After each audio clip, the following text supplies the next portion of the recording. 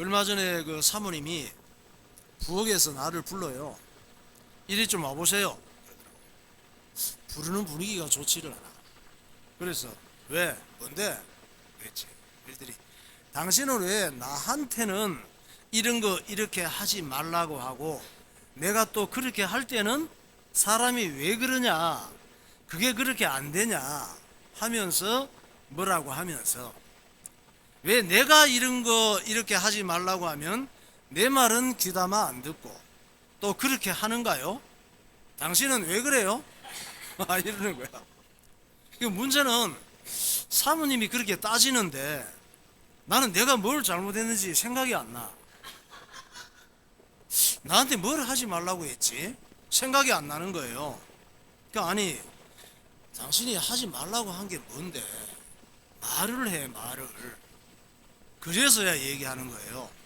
아니, 계란 껍데기를 까서 싱크대에 버리지 말고 제대로 버리라고 했잖아요. 계란 껍데기는 따로 어디 싸서 쓰레기통에 버리라고요. 이러는 거야.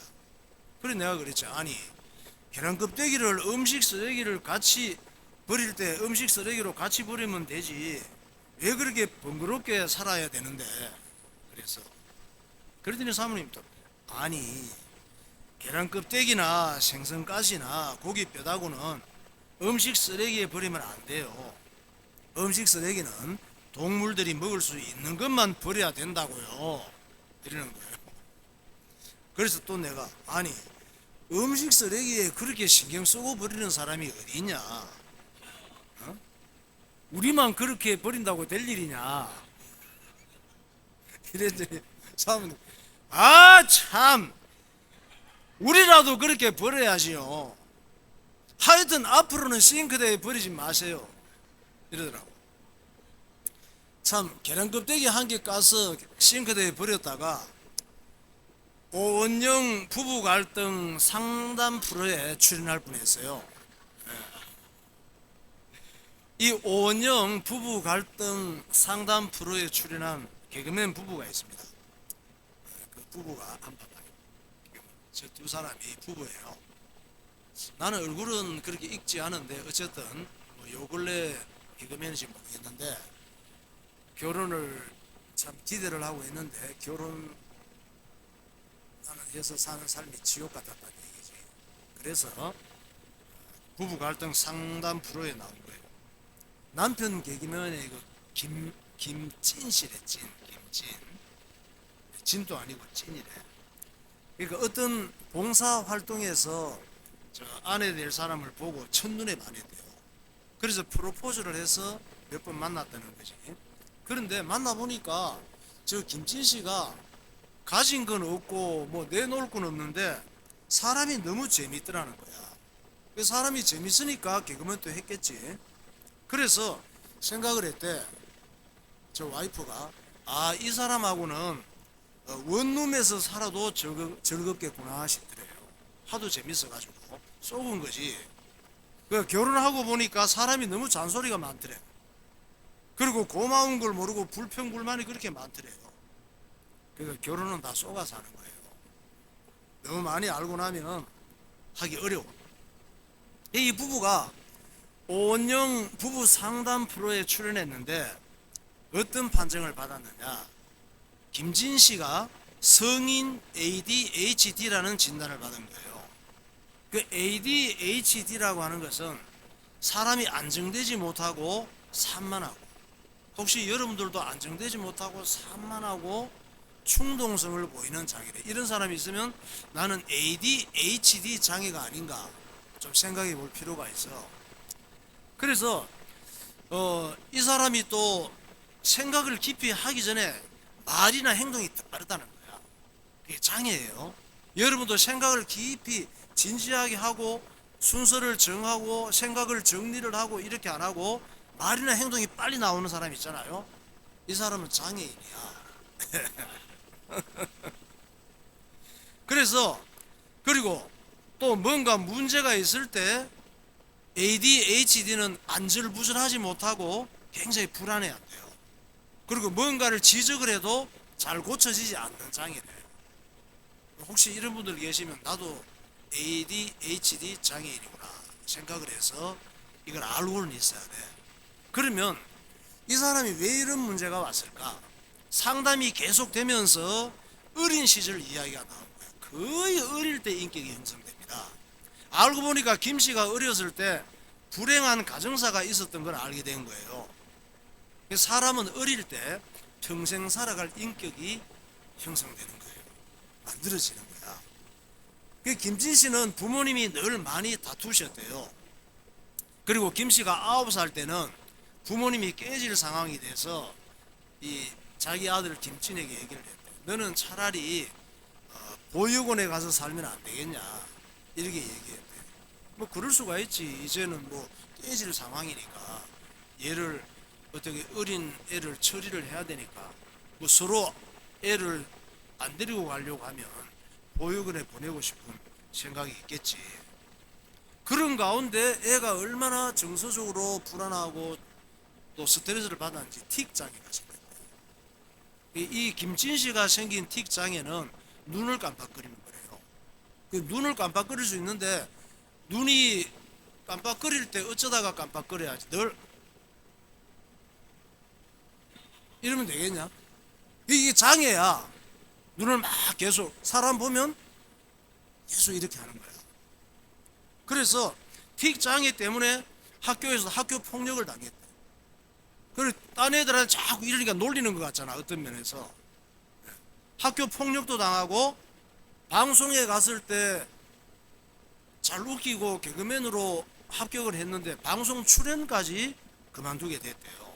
눈 깜빡거리는 것 때문에. 그게 틱 장애래.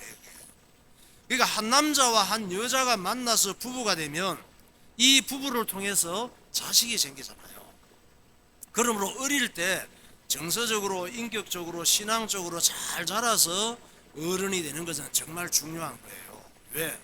자식의 인생도 부모가 된 부부에게 달려있기 때문이에요. 문제는 우리가 다 이런 정신적인 결핍, 인격적 장애를 갖고 있으면서도 자기가 장애인인 줄 모르는 거예요. 그러니까 육신이 팔다리가 한 개 없는 장애보다 더 심각한 것이 인격 장애, 정신적인 결핍, 이런 것들이 더 어려운 거야. 우리가 이런 정신장애를 갖고 부모가 되었으니까 부모 노릇 다 잘하고 싶어도 부모 노릇 잘하기가 얼마나 힘들겠다는 거지.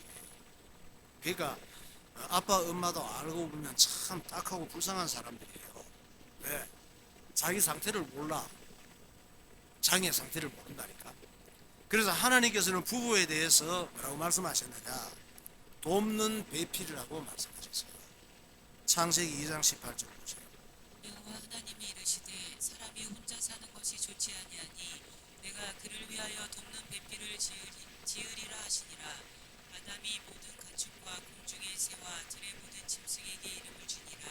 아담이 돕는 배필이 없으므로 여호와 하나님이 아담에게서 취하신 그 갈빗대로 여자를 만드시고 그를 아담에게로 이끌어 오시니 아담이 이르되 이는 내 뼈 중에 뼈요 살 중에 살이라. 이것을 남자에게서 취하였은즉 여자라 부르리라 하니라.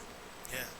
그러니까 남자나 여자나 이 죄와 마귀가 지배하는 세상에 살면서 뭔가 결핍되고 모자라는 정신적인 장애가 많아요. 그래서 결혼할 때는 서로가 어떤 생각을 해야 되느냐? 도와줄 생각을 해야 되는 거예요. 네, 도와줄 게 많으니까. 문제는 상대방이 잘 안 되는 걸 도와줄 생각은 안 하고 무시하고 기대하고 바라는 것만 많은 거예요. 사람들은 결혼해서 대박 나려고 엄청 골라요. 무슨 남자나 여자가 로또 복권인 줄 아나 봐. 로또 아니에요. 다 환자들이에요. 문제 많은 환자들. 어떻게든지 남자 하나 잘 만나서 팔자 펴고 공주 대접 받으려고 그런 정신을 갖고 신랑을 고르고 결혼을 해요. 어떻게든 이쁘고 돈 많고 능력 있는 여자 하나 잘 만나서 덕 좀 보고 폼나게 한번 살아보려고 여자를 고르고 또 결혼하고 있습니다. 꿈 깨셔요. 그런 이기적인 생각이 정신질환이에요. 서로 불행해지는 인격 장애예요. 그런 생각이. 여러분, 부부가 왜 잘 살지 못하고 불행하고 자식들까지 망쳐요? 마귀적인 생각, 마귀적인 습관 때문이에요. 이거를 버리지 못하면 마귀가 역사하는 환경이 되어 있으니까 잘 살 수가 없는 거지. 여러분, 그 송중기, 송혜교 부부 보세요. 나는 뭐 딴 연예인들은 잘은 모르는데 이 사람들은 하도 유명해갖고 생각나는 사람이 그 사람들이야. 그러니까 세계적인 결혼이라 그랬잖아요. 얘네들이 결혼할 때 한국, 일본, 중국, 동남아 팬들이 난리가 났어. 올 사람이 너무나 많은데 오지 말라고 많이 막았어요. 전 세계 팬들이 부러워하는 이런 커플이었습니다. 송중기, 송혜교 결혼할 때 합니다. 참 잘생겼죠? 송혜교는 이쁘고 사랑스럽지 않습니까? 게다가 돈까지 많아요. 엄청 많아요. 인기도 엄청 많아요. 우리나라 최고의 연예인들이잖아요. 저 사람들은 모든 걸 다 갖추어서 부러울 게 하나도 없습니다. 단 한 가지만 없어요. 예수님만 없어요. 딴 건 다 갖추고. 이 두 사람은 검은 머리가 팥불이 될 때까지 잘 살 줄 알았어요. 결혼할 때가 다 부러워했습니다. 모든 남자들이 다 부러워하고 모든 여자들이 다 부러워해서 불행할 조건이 없어요. 깨질 이유가 없다니까. 그런데 결혼 후에 몇 달이 안 돼서 얼굴이 어두워지기 시작했습니다. 마침내 서로 다투고 갈등하다가 1년 8개월 만에 이혼했잖아요. 왜 그렇습니까? 환자들끼리 만나서 그래. 환자들끼리 만나서 하나님 은혜를 받고 예수님이 주인 돼야 되는데 지네들이 주인 돼 있으니까 상대방의 욕구를 채워줄 수가 없는 거야. 사람이 예수님을 모르고 하나님 말씀을 안 듣고 살면 해서는 안 될 생각을 하는 거예요. 예수님 모르고 하나님 말씀 안 듣고 살면 해서는 안 될 말을 자꾸 하는 거야. 그리고 해서는 안 될 행동을 하다가 불행을 자초하고 망하는 거예요. 자기 인생이 불행하고 망하면서도 이유를 몰라. 왜? 해서는 안 될 생각, 해서는 안 될 말, 해서는 안 될 행동을 해서 그런 거예요. 그러니까 자기 속에 있는 죄성과 마귀 역사를 이길 수 없는 거지. 그래서 하나님께서 남편 된 사람에게 가르쳐 주셨습니다. 아내를 사랑하는 방법. 지난주는 어린이 주일 때 뭘 봤습니까? 자식을 어떻게 사랑해야 될 것인지 사랑하는 방법을 하나님께서 말씀하셨습니다. 어리석고 모자라고 수준 이하의 내 수준으로, 내 감정으로, 내 경험으로, 내 방법으로 이렇게 사랑하면 망치는 거예요. 하나님께서 자녀를 사랑하는 방법을 말씀하셨고, 남편을 사랑하는 방법을 말씀하셨고, 아내를 사랑하는 방법을 말씀하셨어요. 사람이 사랑하는 것도 기술이 있어야 돼요. 지혜가 있어야 되고 하나님 말씀을 깨달아야 되는 거예요. 아내를 사랑하는 방법, 에베소서 5장 25절과 28절이에요. 남편들아, 그리스도께서 교회를 사랑하시고 그 교회를 위하여 자신을 주심같이 하라. 이와 같이 남편들도 자기 아내 사랑하기를 자기 자신과 같이 할지니 자기 아내를 사랑하는 자는 자기를 사랑하는 것이라.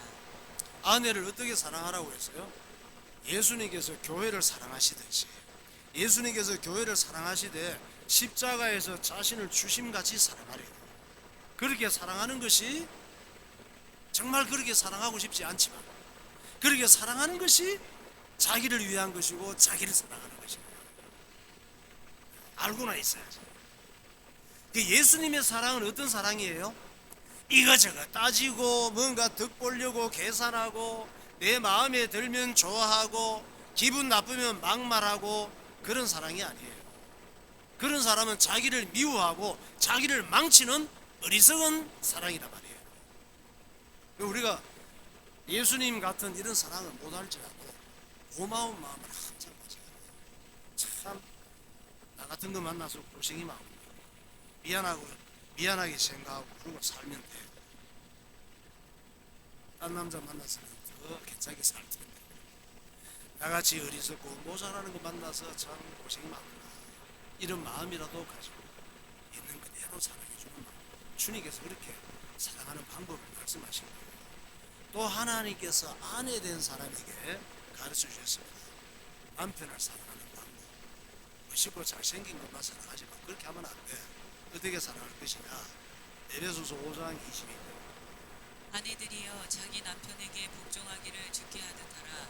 이는 남편이 아내의 머리됨이 그리스도께서 교회의 머리됨과 같음이니 그가 바로 몸의 구주시니라. 그러므로 교회가 그리스도에게 하듯 아내들도 범사에 자기 남편에게 복종할지니라. 남편을 귀하게 여기고 사랑할 때 주님께 하거든요. 그렇게는 죽어도 못하겠지. 내가 저 인간한테 그렇게 해야 돼? 그럴 수 있잖아요. 그런데 하나님께서 서로 남편과 아내가 이런 관계가 돼야 된다는 것이지. 이 말씀은 질서와 위치를 말씀하시는 거예요. 남자가 마음에 들든지 안 들든지 가정의 대표이고 인류의 대표라는 말씀입니다. 그래서 남편은 남편의 자리가 있고 아내는 아내의 자리가 있는 거예요. 내 하고 싶은 대로 내 고집대로 살면 이 질서가 깨져요. 하나님의 질서가 깨지면 잘 살 수가 없습니다. 여러분의 가정이 하나님 말씀을 붙잡고 예수님의 통치를 받는, 주님 말씀을 순종하는 이런 가정이 되시기를 예수 이름으로 축원합니다. 찬양하겠습니다. 나의 아내가 주님 아내가 하면 돼요.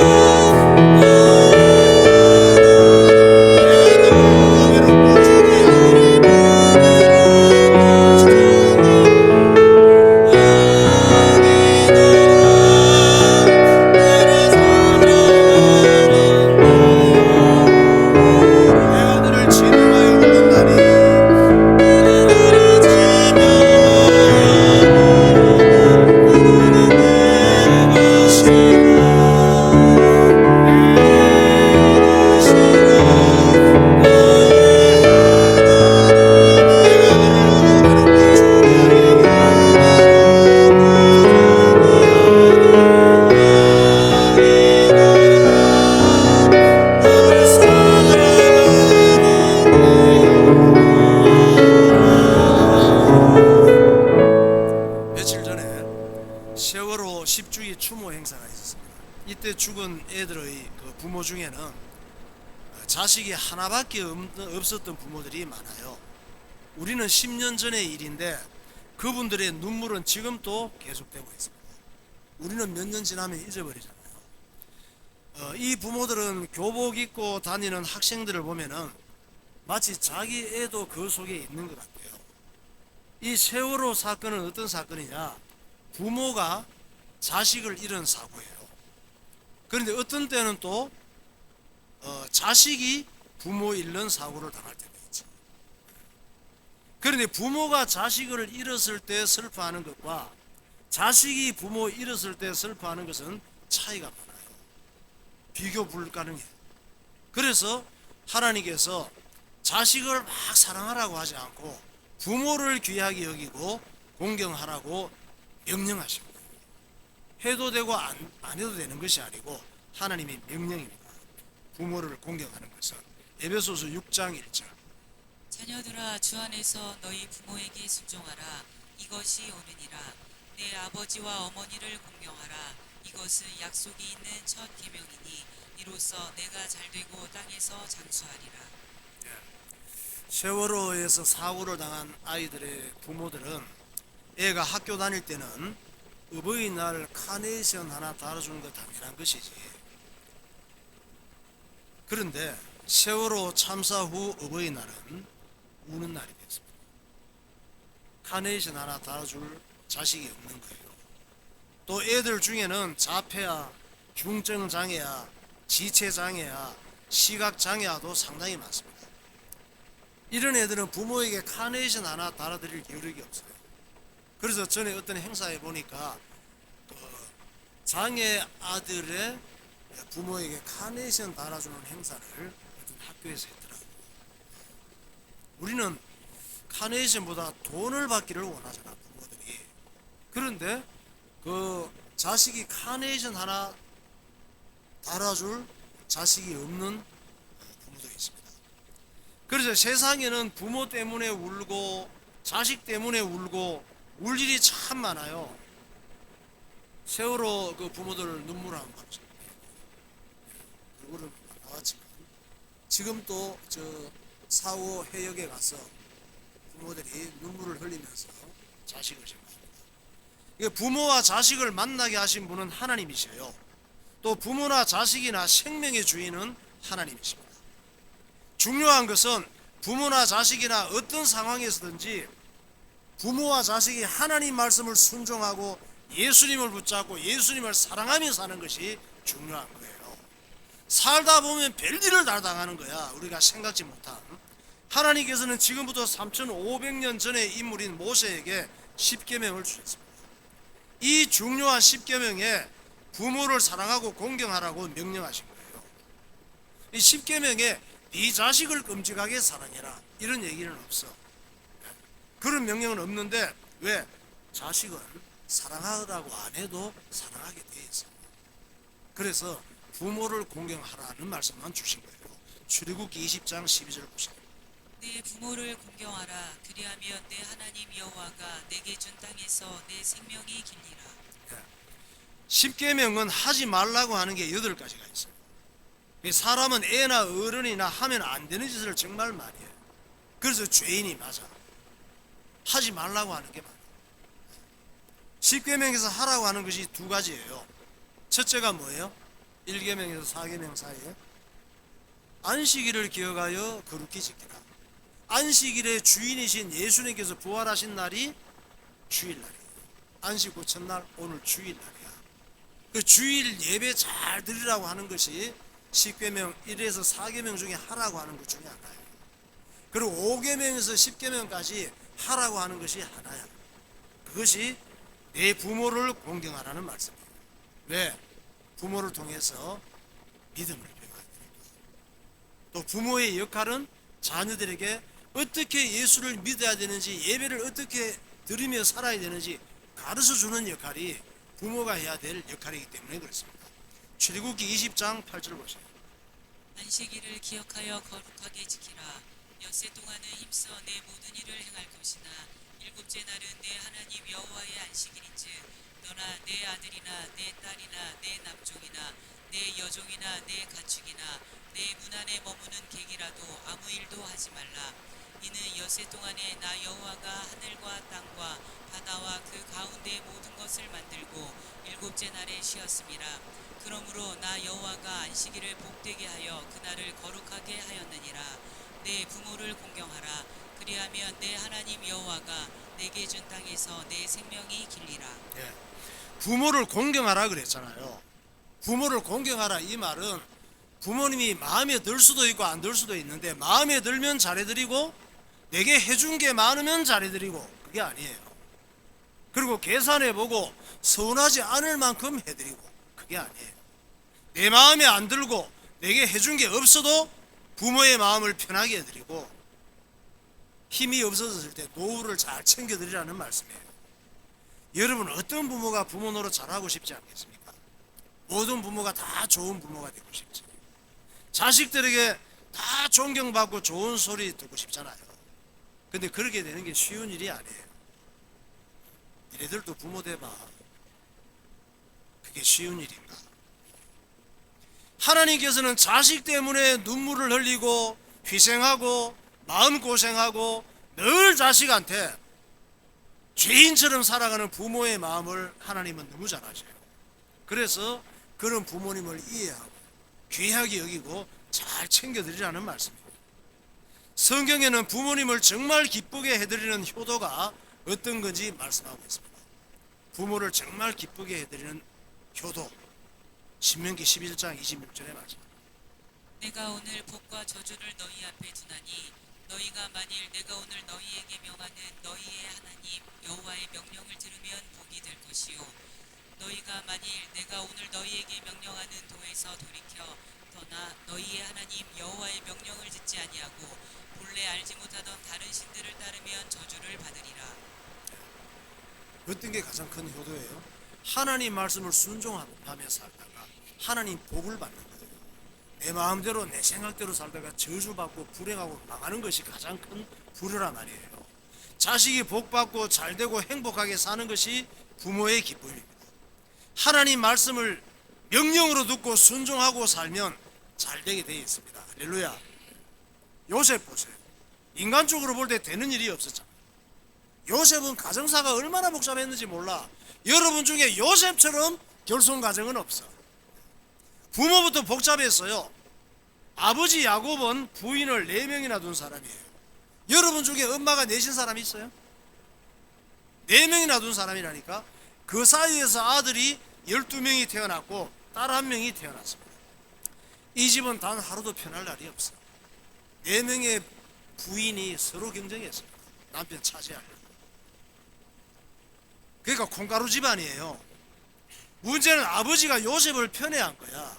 요셉의 엄마 라헬을 특별히 사랑했거든, 4여자 중에. 그러다 보니까 라헬이 낳은 자식 요셉을 특별히 사랑해서 옷도 좋은 거 입히고 음식도 좋은 거 주고 막 그냥 더 껴안고 살고 그랬단 말이에요. 그러니까 10명의 엄마 다른 형들이 야곱을 죽이고 싶어 한 거야. 이렇게 요셉이 미움을 받다가 애굽의 노예로 팔려가는 거예요. 노예로 가서 30살이 될 때까지 온갖 고생 다 하고 온갖 억울한 일 다 당했습니다. 나중에는 하나님 앞에 부끄러움없이 살려고 하다가 감옥까지 억울하게 가서 죄수들 시다발에 하게 된 거예요. 이런 상황 속에서도 요셉은 하나님을 원망하고 신세 한탄하지 않았습니다. 우리는 조금만 힘들고 답답한 일 생기도 하나님 원망하고 신세 한탄하고 그런 일이 많잖아요. 요셉은 정말 이런 상황에서도 하나님을 원망하지 않았어요. 왜? 믿음이 흔들리지 않았습니다. 창세기 39장 2절 보세요. 여호와께서 요셉과 함께 하심으로 그가 형통한 자가 되어 그의 주인 애굽 사람이 집에 있으니 그의 주인이 여호와께서 그와 함께 하심을 보며 또 여호와께서 그의 범사에 형통하게 하심을 보았더라. 여호와께서 요셉과 함께 하시고 그에게 인자를 더하사 간수장에게 은혜를 받게 하심이. 우리가 형편이 어려워지고 답답한 일을 만난다고 믿음이 흔들리면 안 되는 거예요. 왜? 예수님은 내 형편 따라 내 기분 따라 믿었다가 안 믿었다가 좋았다가 싫었다가 할 만큼 가치 없는 분이 아니에요. 내 생명을 들어도 아깝지 않을 만큼 예수님은 가치가 있는 거예요. 하나님께서 요셉을 축복하셔서 그 당시 전 세계가 흉년이 들어서 죽어갈 때 요셉은 늙으신 아버지와 70여 명의 형제들을 다 애굽으로 모셔오죠. 문제 많은 아버지 야곱과 언젠가 길에서 만나면 죽이고 싶은 형제들과 그 형제들의 가족까지 전부 애굽에 모셔와서 먹여 살리는 거예요. 요셉의 형들은 애굽에 곡식 사러 왔다가 총리가 된 요셉을 만나고 깜짝 놀랐습니다. 세상에 요셉은 죽은 줄 알았지 애굽의 총리가 된 줄 몰랐어요. 그런데 요셉이 자기 신분을 밝힌 거예요. 내가 요셉이요 하고 밝히니까 형제들이 그 앞에 엎드려 있다가 다 심장마비 걸려서 죽을 뻔했어. 얼마나 놀랐는지. 그래서 이때 전부 요셉 앞에 엎드려서 불안에 떨고 있는데 요셉이 떨지 말라고 안심시키는 거예요. 사람은 미래를 알 수가 없어요. 하나님의 약속을 붙잡고 흔들리지 않는 믿음을 갖고 살면 하나님이 그 사람의 미래를 책임지십니다. 형들이 자기를 죽이려고 했고 마침내 애굽에 노예로 팔아먹은 걸 생각하면 치가 떨리고 당장 복수하고 싶지. 그런데 하나님께서 완전히 망했던 자기 인생을 역전시키시고 이집트의 총리로 삼으신 걸 생각할 때 그저 울고 싶을 만큼 감사할 뿐이었습니다. 그래서 자기 앞에 엎드려서 떨고 있는 형들에게 요셉이 이렇게 말합니다. 창세기 45장 3절. 요셉이 그 형들에게 이르되 나는 요셉이라 내 아버지께서 아직 살아계시나이까 형들이 그 앞에서 놀라서 대답하지 못하더라. 요셉이 형들에게 이르되 내게로 가까이 오소서. 그들이 가까이 가니 이르되 나는 당신의 아우 요셉이니 당신들이 애굽의 판자라. 당신들이 나를 이곳에 팔았다고 해서 근심하지 마소서. 한탄하지 마소서. 하나님이 생명을 구원하시려고 나를 당신들보다 먼저 보내셨나이다. 참 저 얘기는 정말 하나님께서 은혜를 주셔서 저런 얘기를 할 수 있는 거죠. 하나님을 사랑하고 예배 잘 드리고 하나님 말씀을 순종하고 살면 망하고 싶어도 망할 수가 없습니다. 망하는 것 같아도 망해지질 않아요. 살다 보면 별일이 다 많습니다. 뭔가 일이 꼬이고 되는 일이 없는 것 같아도 너무 떨 거 없어요. 하나님의 자녀들은 하나님께서 역전시키실 필요가 있으면 하나님께서는 쉽게 역전시켜요. 우리 인생을 요셉 같은 믿음으로 요셉 같은 응답을 받고 부모의 기쁨이 되시고 부모와 형제와 집안을 살리시는 승리하는 자녀들이 되시기를 예수 이름으로 축원합니다. 기도하겠습니다. 많은 사람들의 어리석은 특징 중에 하나는 좋은 상황을 나쁘게 만드는 능력이 탁월한 것입니다. 그래서 큰 대가를 치르고 불행한 인생이 됩니다. 사람은 어릴 때 인격적으로 신앙적으로 좋은 영향을 받고 정서적으로 안정되게 자라는 것이 매우 중요합니다. 사람은 눈에 보이는 그 사람보다 눈에 보이지 않는 속사람이 더 중요합니다. 속사람이 인격적 장애나 정신적 결핍이 있으면 좋은 인간관계를 유지할 수 없습니다. 하나님께서는 부부를 돕는 배필이라고 말씀합니다. 결혼은 서로의 결핍과 약한 부분들을 돕는 관계가 되어야 합니다. 서로가 안 되는 부분을 도와줄 생각은 하지 않고 바라는 것만 많다면 행복한 삶을 살 수가 없습니다. 하나님께서 남편과 아내가 어떻게 사랑해야 하는지를 가르쳐 주셨습니다. 10계명에서 5계명은 내 부모를 공경하라고 하셨습니다. 모든 부모가 다 좋은 부모가 되고 싶지만 좋은 부모가 되는 것이 쉽지는 않습니다. 하나님 아버지, 부모님을 기쁘시게 해드리는 자식이 되게 하시고 예수님 때문에 화목하고 행복한 가정이 되게 하옵소서. 통성으로 기도하겠습니다. 할렐루야. 하신 하나님 아버지 은혜와 사랑을 감사합니다. 사랑하는 성도들의 가정마다 주님이 주님 되시고 주님께서 통치하시고 주님의 말씀을 전혀 사랑하는 귀한 가정들이 되게 하여 주옵소서. 하나님 아버지 우리의 어리석은 것들과 인격적 장애와 정신적 결핍들을 발견할 수 있도록 은혜를 주시고 그로 인하여 나아가 속지 않도록 지혜를 주옵소서. 하나님의 말씀을 따라 순종하게 사랑하게 하시고 이어가서 돕는 배필이 되게 하시고 자녀의 믿음과 양육하게 하시고 부모를 주 안에서 공경하는 하나님 말씀들이 되게 하여 주옵소서. 성령으로 충만하게 하시고 하나님 말씀을 온전하게 하여 주옵소서. 예수님의 이름으로 기도합니다.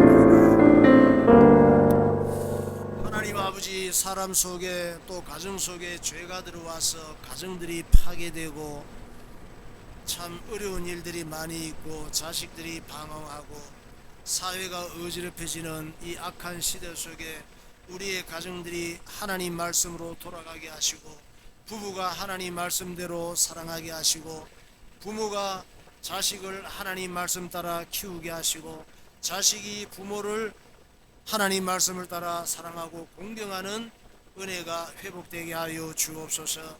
우리에게 지혜를 허락하셔서 주님의 기쁨이 되게 하시고 문제 많은 세상 속에서도 하나님 말씀을 통해 모든 중요한 답을 얻고 살아가는 주의 백성들 되게 하여 주옵소서. 예수 그리스도 이름으로 기도하옵나이다. 아멘.